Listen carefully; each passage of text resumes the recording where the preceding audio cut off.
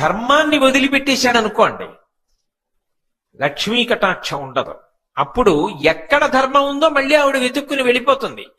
ధర్మాన్ని విడిచిపెట్టేసి ఏ ఇతర కారణము చేత నువ్వు ఏది సంపాదించుకున్నా అది నీకు శాశ్వతము కాదు, అది జారిపోయేదే, అది నిలబడేది కాదు. ధర్మాన్ని నువ్వు పట్టుకుంటే నువ్వు ఇది పొందాలని కోరుకోవలసిన అవసరం లేదు. ఎన్ని రకాలుగా నీకు కీర్తి రావాలో అన్ని రకాల కీర్తిని ఆవిడ ఇచ్చేస్తుంది.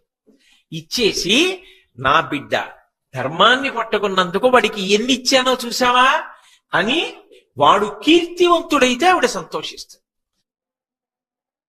ఓ ఆపద వచ్చిందనుకోండి, జీవితం అంతా ఎప్పుడు పువ్వుల పాన్ప అలా ఉండదు. నువ్వు తప్పు చేయకపోవచ్చు, అయినా ఆపద వస్తుంది.